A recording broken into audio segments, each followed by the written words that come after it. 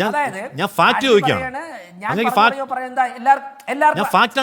എല്ലാവർക്കും ഇതില്ലേ, എല്ലാവർക്കും അറിയാവുന്ന കാര്യങ്ങളാണ്. നിങ്ങളൊക്കെ പറഞ്ഞ പിന്നെ നാട്ടുകാർക്കൊക്കെ അറിഞ്ഞൂടാത്ത കാര്യങ്ങളാണ്. കെ സുരേന്ദ്രൻ പോലെ ബിജെപിയുടെ സംസ്ഥാന അധ്യക്ഷൻ ഒരു വലിയ വേദിയിൽ വന്ന് കള്ളം പറയുന്നു സാർ, അത് ഗുരുതരമല്ലേ? ഞാൻ പൂർത്തിയാക്കാം. പിന്നെ രാവിലെ പോലും നിങ്ങളൊക്കെ എഴുന്നേറ്റ് പറയുന്നതല്ല സത്യമല്ലേ? മാധ്യമങ്ങളൊക്കെ തന്നെ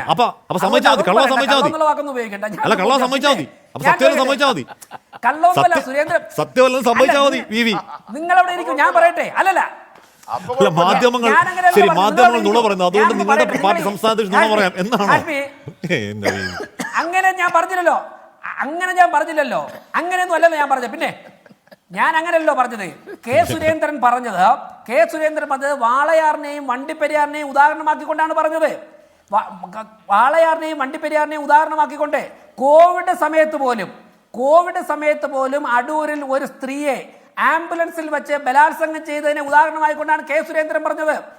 കേരളത്തിൽ നടക്കുന്ന സ്ത്രീ പീഡനങ്ങളെ കുറിച്ച്, സ്ത്രീകളെ പീഡിപ്പിക്കുന്ന പ്രതികളെ രക്ഷപ്പെടുത്തുന്ന ഈ സുനിൽകുമാറിന്റെ പാർട്ടി ഉൾപ്പെടെ ഭരിക്കുമ്പോഴേക്കും വാളയാറിലും വണ്ടിപ്പെരിയാറിലും സ്ത്രീകളെയും പെൺകുട്ടികളെയും പീഡിപ്പിച്ച പ്രതികളെ രക്ഷപ്പെടുത്തുന്ന സംഭവങ്ങളെ ഉദാഹരിച്ചുകൊണ്ടാണ് കെ സുരേന്ദ്രൻ പറഞ്ഞത്.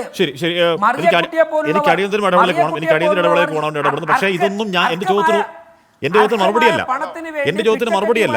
ഇത് സ്റ്റാറ്റിസ്റ്റിക് എന്താണ്? ഇത് ഫാക്ട്സ് ആൻഡ് ഫിഗേഴ്സ് പത്രങ്ങൾ നോക്കിയാൽ കിട്ടുമെന്നിരിക്കെ നാഷണൽ ക്രൈം റെക്കോർഡ്സ് ബ്യൂറോയുടെ കണക്കുകൾ അവിടെ നിൽക്കുമ്പോൾ കേരളത്തിലാണ് ഏറ്റവും കൂടുതലെന്ന് ഈ പറഞ്ഞ ആ ബ്യൂറോ റെക്കോർഡ് വെച്ച് പറയുകയാണ് കെ സുരേന്ദ്രൻ. അത് ശരിയല്ലെന്നേ പറഞ്ഞുള്ളൂ. ഒരു ഇടവേളയിലേക്ക് പോകണം, ക്ഷമിക്കണം, എന്നോട് ഇടവേള.